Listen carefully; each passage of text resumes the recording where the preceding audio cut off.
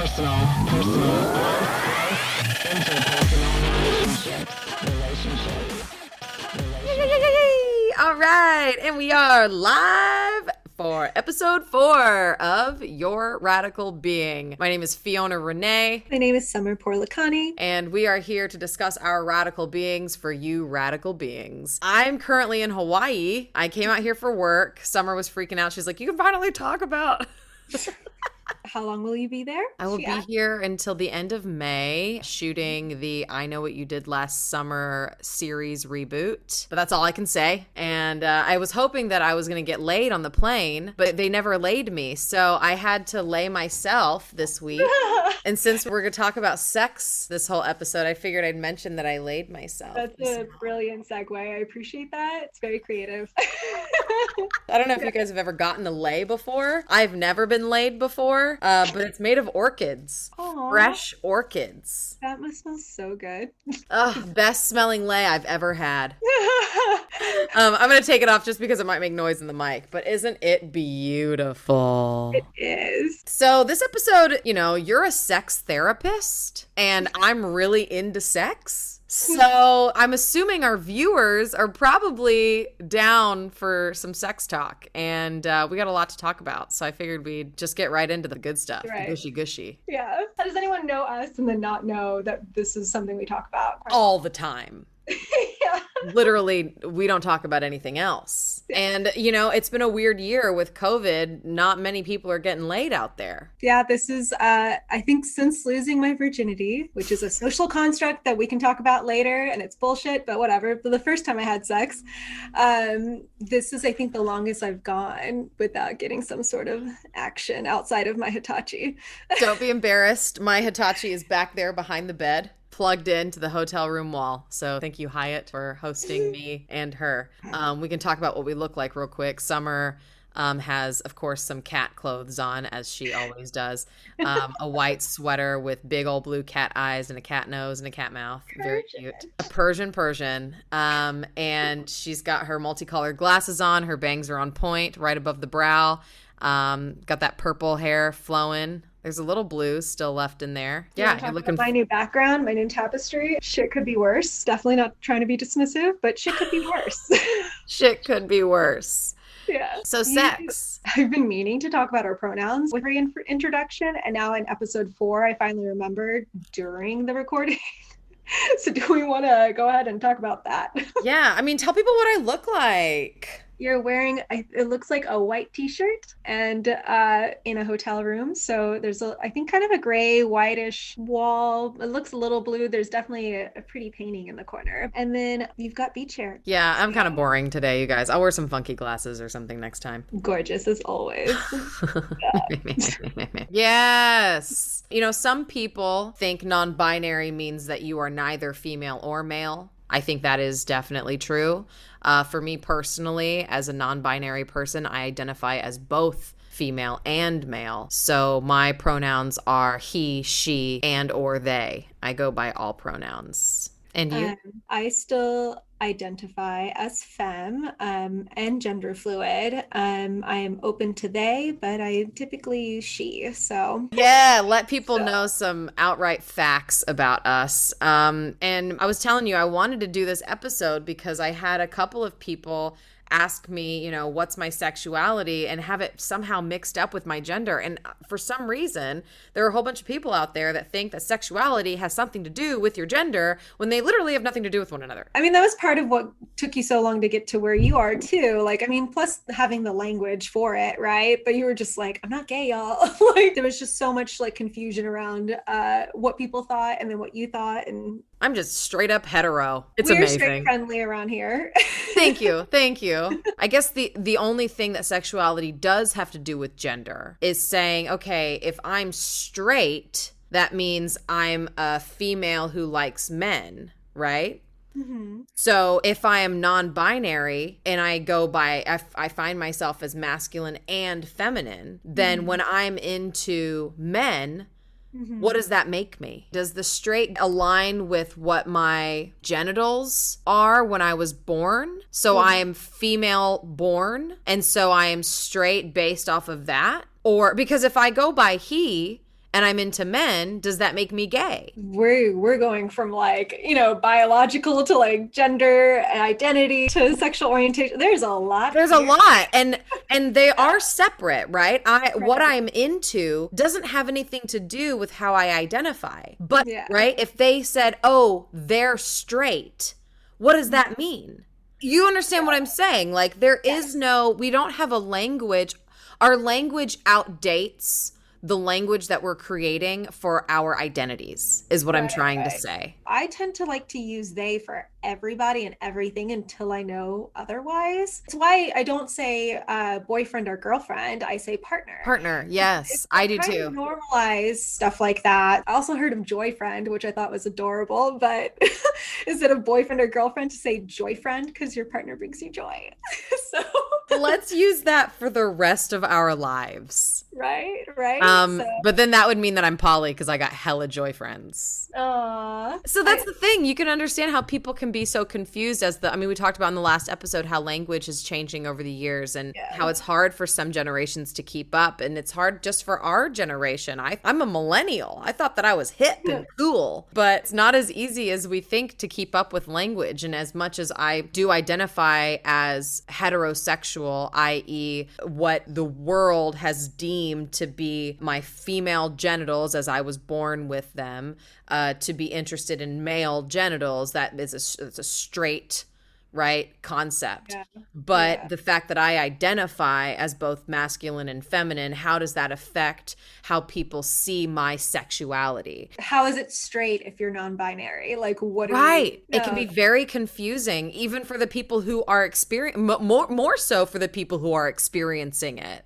So if anything, it gives people who don't understand it or aren't experiencing it, that feel confused, a little bit more empathy, because we're not supposed to have all the answers. But if the people who are trying to get information from us, trying to understand us, had a bit more empathy in regards to what they expected us to be able to explain, I think it would help us all kind of chill out and figure ourselves out a bit better, Yeah. But the other thing that I really want to try to veer away from is like this idea of like what is considered the default, right? Like there was a scene in the movie Love, Simon where, he kind of like has this like daydream of his friends coming out to their parents and they're like, Mom, Dad, I'm straight, like, and I just thought that was so interesting because like, why is everything but, cis and straight and monogamous, like why is everything different? It's like different. It's not the default. And so I slid into someone's DMs a few months ago, the person who I let into my bubble most recently, and and so in that, like not knowing anything about this person, I was like, I wanted to acknowledge that I wasn't sure, who they were into and what their lifestyle was. And, if they were looking for anything, even if they were single, like it's just asking the questions. So, and then hoping that people don't think that it's incredibly intrusive as a therapist to have all the questions. Yeah. So. It feels intrusive a lot of the time if you don't know the answer. Because you're processing and you're figuring out the answer on the spot in the moment with someone. And to do that is basically like doing improv with someone. It's vulnerable and scary and a bit intrusive. But I think that's how people connect. That's how we create real relationships, is to kind of go, actually, I'm not going to take this as intrusive. I'm going to let myself be vulnerable with you right now. Yeah, like I'm going to make this a thoughtful answer to a thoughtful question. Like, yes, and that's kind of like how let's move that concept into the physical. That's what people are doing when they experience each other physically for the first time. We're fumbling around with our lumps and our bumps. And I don't know if you're into big lumps or little lumps, or if this is going to gross you out, or if this is going to scare you, or if my labia is too big or too small, or if my areolas, or, you don't discuss all of those things always before you sleep with someone. No, there's so much to figure out. In the moment. And it gets messy. It's definitely like most recently I had the thought like, am I talking a lot? And then I was like, of course I'm talking a lot. You know, therapist wise, I'm like, I want to know if like what it would look like if we did this and how do you feel about that? And does, you know, like it's just like consent and boundaries and like whether someone's into something, whether they feel they can speak up for themselves. If I ask them that question, like they can say no comfortably. It's just, it's a lot. Definitely chatty during sex and not just dirty talk.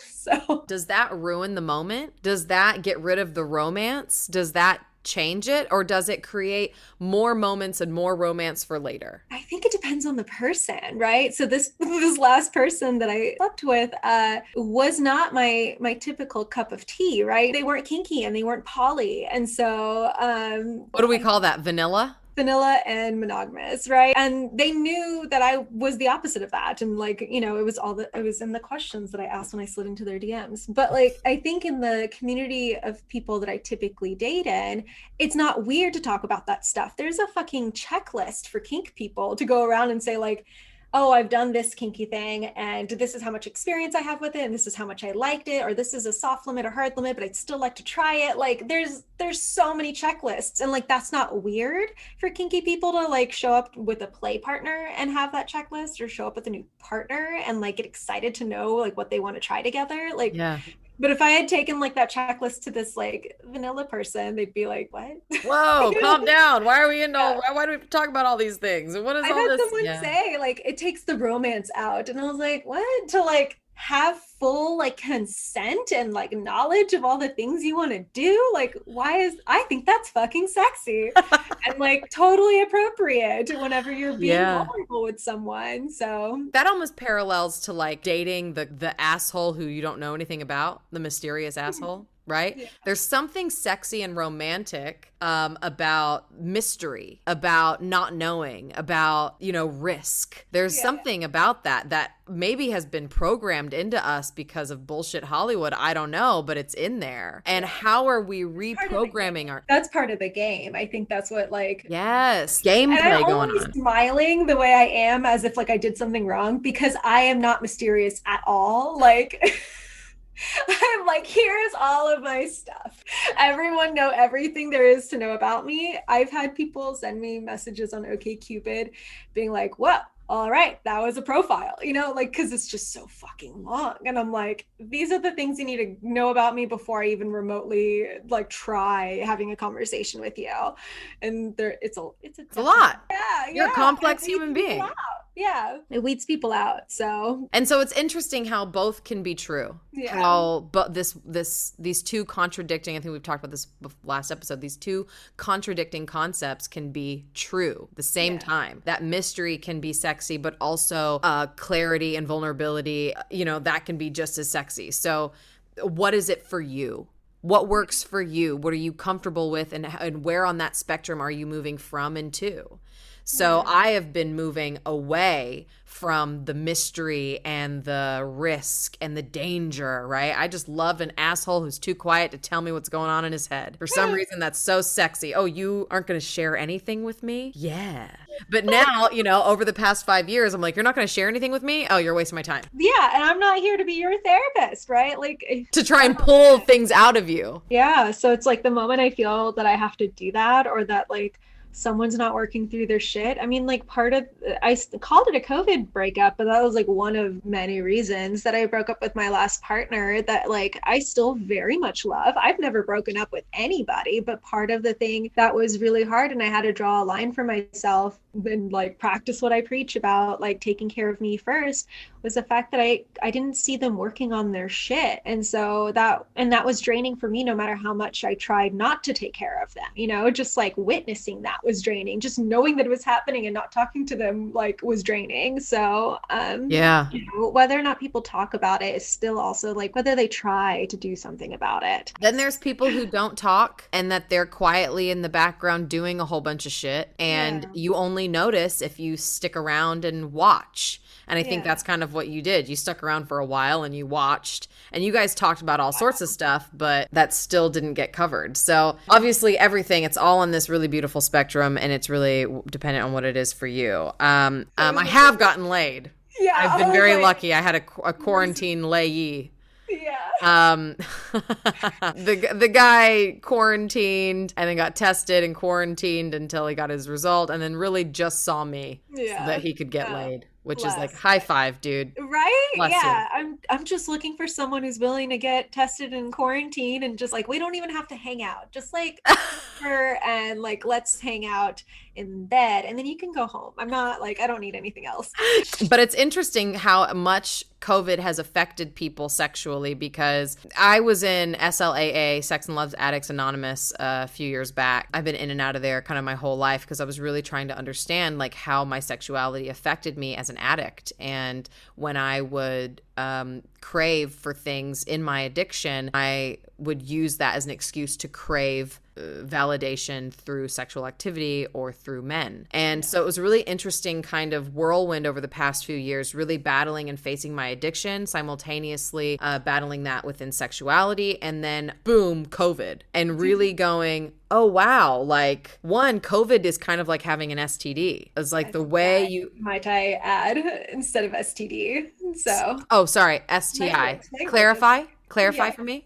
The stigma behind STD is the fact that it's a disease, right? And like that's so like heavy. And STIs is infection, which is, you know, so many people have it, and like it is what it is. So and it's more common, it's more acceptable. Okay, thank you for that clarification. So COVID is kind of like having an STI. The way I have to communicate with sexual partners when I have herpes is such an interesting, not mysteriously sexy, but very vulnerable and clarifying sexy.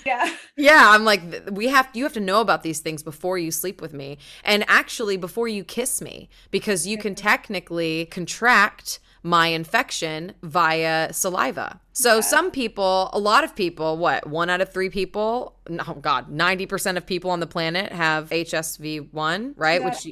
2 out of 3 people on the planet. And I highly doubt that 2 out of 3 people are going, don't kiss me first, you should know. Yeah, no, that's so much of my work has been just like education. I mean, I did like sex trivia for 2.5 years and try to like get people to understand that. And just the idea that like, oh, it can't happen to me, which, you know, happens with COVID, it happens with drunk driving, like just like the Superman complex of like, not me. It's like, yeah, that 1-2% chance that you have that you could get HSV1 on your genitals from someone's mouth. Ding, ding, ding. Me too.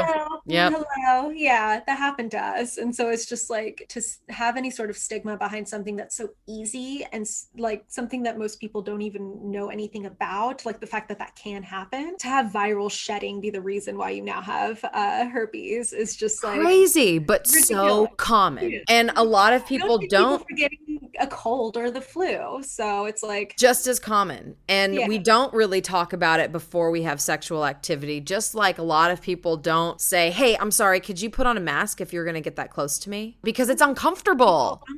Yeah. Well, because with everything else, it's like, are they going to talk back? Are they going to reject you? You know, what does rejection look like? No one wants it. But we are all going to get rejected in life. We just got to get used to it, to where we're numb to it, and then we just continue on with our confidence no matter the rejection. Welcome to being an actor. Consent, right? Like so many people do things that they don't want to do. Like someone not realizing that they've hurt someone else, where they felt like they couldn't stand up for themselves in that moment. If they say like, hey, do you want to do this? And they say yes, because they don't feel like they have the agency or the ability to consent. Say no, like they can't say no, right? Like, so that, you know, I think is one very clear example of like, it would have made that person uncomfortable if you said no, possibly, right? Like, but like, that's also okay. Like, how many times did I kiss somebody in high school just because I didn't want to hurt their feelings, you know, like, come on. Yeah. And, you know, that I think that's such a big thing to talk about. The hard part with agency is what is the time frame. So for the person that said yes because they were scared of saying no, and then 2 weeks later realized it was a freaking no, right? Who was wrong? Was it the person that should have known that they meant no? Or was it the person who should have said no when they meant no? I feel like this is such a hard thing right now. It's so hard, especially with what happened in the Me Too movement and really seeing kind of both sides of the stories. Yeah. At the end of the day, you can see both sides. And really it's about going, what, you viewers and listeners at home, what kind of change can you make in your personal life to be more honest with yourself and make it easier for yourself for next time? How can you grow and how can you progress? Because you're not immediately going to be the kind of person that's like, oh, I've been scared to say no my whole life and now tomorrow I say no, right? It's not going to be easy. It's practice. It's not going to be this like black and white of like, before I couldn't say no, like high school me, and now I know how to say no, because like that took 10 years. It took forever, but the weekend that actually fucking Justice Kavanaugh was confirmed, I had a Me Too moment myself. And it was weird to be like, oh no, now I have the knowledge and the words and the confidence and like the ability to do it. And then like have a moment, I was hanging out with a couple with a partner and like we had talked about maybe doing stuff like in a group sense and then like never actually got there. We never exchanged papers. So I'm thinking this is our first like meet and greet and like nothing's going to happen. And then, something happened. Literally, I just have to put it out there. Like grabbing by the pussy is something that I cannot like unhear or like that is exactly what happened. And I was like, this is literally like a Trump moment. What the fuck? But like I froze in that moment because I was like, is this what's really happening? Am I just like a pussy on a platter right now? Like, and then had that moment the next day where I was like, wow, I couldn't say no. I knew I needed to, right? But like I still froze. Like I still had my fight, like freeze moment. And then like, but it wasn't their fault, right? Like, could they have asked me if I wanted to do anything?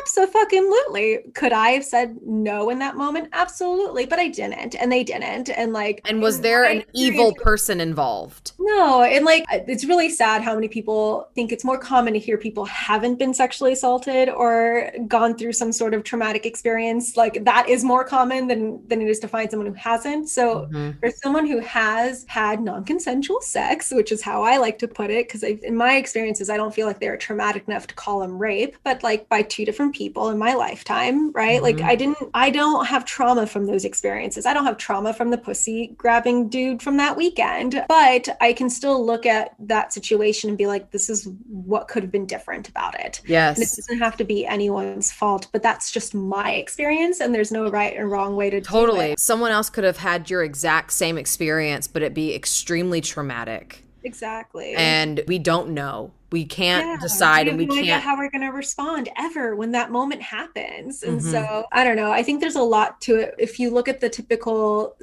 two people got drunk and had sex. I've had many situations with friends, clients, things I've read online where it's this woman and man, right? They both get drunk, they have sex, and then they regret it. So is it like okay to just be uncomfortable with that regret of like, hey, I got drunk with a friend and then we ended up hooking up and neither one of us really remember it and we couldn't really consent to it? Or like, this is something I saw on Reddit, actually. The person who posted was the woman in that situation and was like, this is what happened. The next day we regretted it and it was nobody's fault. And then all the comments were like, no, he raped you, or no, you couldn't consent. And she was like, but neither could he. Like, why is it his fault? And like, that was a thread I read on Reddit once. And I've had to have that conversation with other people as well in person where I'm just like, why is it their fault and not yours? Why isn't it just nobody's fault? And it's something that you guys learn not to do. Just because we're uncomfortable doesn't mean we have to assign blame. Yes. Oh, can we say that again? Can we say that again? Just because we're uncomfortable doesn't mean we need to assign blame. Woo! And that's what happens when we have shame, right? Like Brene Brown talks about that. And so like in that moment when I was ashamed the next day, I was like, yeah, you let that happen. I was like, no, but like it could have gone another way, but it didn't. And that's what it is. And so I told my partner what happened and they were like, well, that really sucks. I'm so sorry. We don't have to do anything with them ever again. And I was like, I'm not even saying that. I just want you to know what happened last night because I am processing all of this with you right now. Like I'm not even closing the door. I just really have to clarify. There's no decision that needs to be made. There's no change that needs to be made, but having someone to process the information with just so you can digest it and maybe it helps you make a different choice in the moment next time. Right. Is worth so much. I almost didn't tell him because I didn't want him to then feel like he had to take care of me in that moment and that like something went wrong. And I was just like, man, this is just like so much thinking. Like, I don't like outside of just my experience in itself that I have to be mindful of other people's reactions. It's a lot of micromanaging that I do not want to do ever. No one needs to do it. No one wants to do it. Let it go. Just micromanage yourself. And I find all of this so interesting because there's so many people right now during COVID trying to figure out how they can have sex. There's Tinder dates left and right, but they're like, have you been tested? Like I said before, asking each other is like having herpes. Before meeting up, we have all of these questionnaires, like you said, to fill out and to clarify with. And people are uncomfortable to do it because they feel like if they ask those questions, the person that they like isn't going to like them anymore. Well, let me give you guys a PSA up in here real quick. If the person doesn't like the questions you ask, they're not meant for you. Yes. Yeah. If anyone ever responds negatively to me sharing something like vulnerable with them, hey, FYI, I have herpes and it's HSV1 and I take a preventative and I actually have HPV even though I got the shot. Like any of that information, like I'm like, again, it's a gift. No one's entitled to that. If I share that and someone's got an issue with it, then it's like, thank you for showing yourself the door. Like, we want that so I can respond the way I honestly would want to, which is, okay, thank you for not wasting my time. I don't know. It's interesting because like even being forward with all that information, even with COVID negotiating, I think some people don't know how to talk about their exposures, what they, are willing to do or not willing to do. And like the responsibility it means taking on. Like none of my friends have wanted to like let me into their germ pod because nobody can really risk that, right? Like being someone who is in the higher risk category, like no matter how safe anyone is, no one wants to be like, oh, I got COVID and then passed it on to Summer, who then got really ill or died. Yeah, I know that the one safety net that people have been relying on has been, oh, I've had COVID. I've already had it. So you're in the clear. We can fuck. Yeah.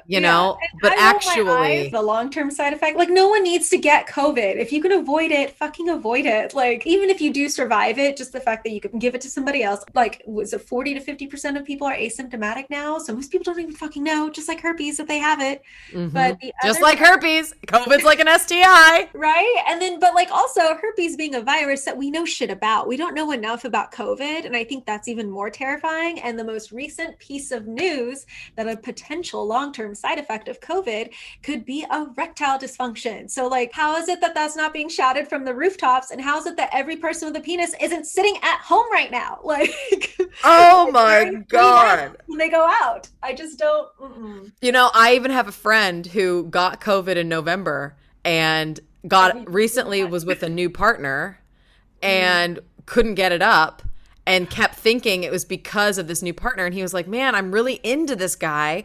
I don't know why I can't get it up. Maybe because you had COVID. Oh man, that's a phone call you should make after this episode. I know, you're so right. I will make that phone call. I was texting an ex last night and I was like, I'm not trying to be inappropriate. And I mean this with all my respect and love, but like, here's an article about erectile dysfunction with COVID. And I like your dick too much. So can you be careful? Let's just please put a pause on things because I care so much. I think that we should do a to be continued for the next episode and really get into some more heavy, nasty, raunchy, fun, sexy stuff because, man, I want to talk more about sex and we just haven't had enough time. So let's definitely do that. In the meantime, make sure to check us out on Instagram at your.radical.being. Shoot us a message if you want to talk about anything other than sex, and we'll be here for you. This is Fiona Rene. And Samar Poorlakani. And we're signing off. We'll see you soon. Toodles. Bye.